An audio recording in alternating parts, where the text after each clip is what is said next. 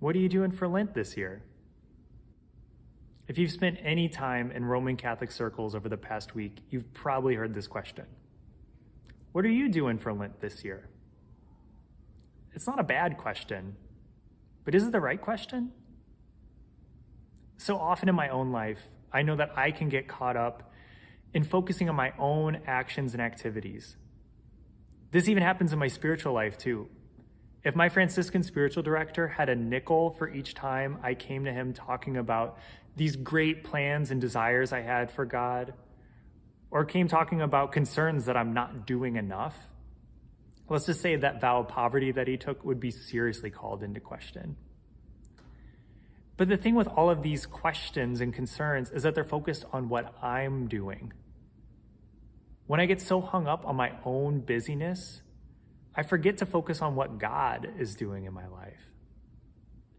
Perhaps a better question this year for me would be, what is God doing this year for Lent?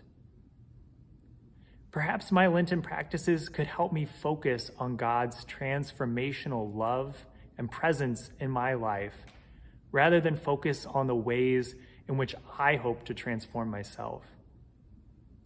Perhaps by committing time to sitting in silence each day, or to prayerfully read over a scripture passage, or to call up a friend or a mentor and talk about what's going on in my prayer life, perhaps these things could help me to recognize God's transformational activity working in my day-to-day life. The psalmist seems to grasp this today when they say, "A clean heart create for me, O God." Notice that they don't say, "I'm going to create a clean heart for me," or "I'm recreating my heart today." No, it's God who transforms the heart. All of my activities, all of my doings, those things won't bring about the transformations that I actually long for. That's God's work. It's God's initiative.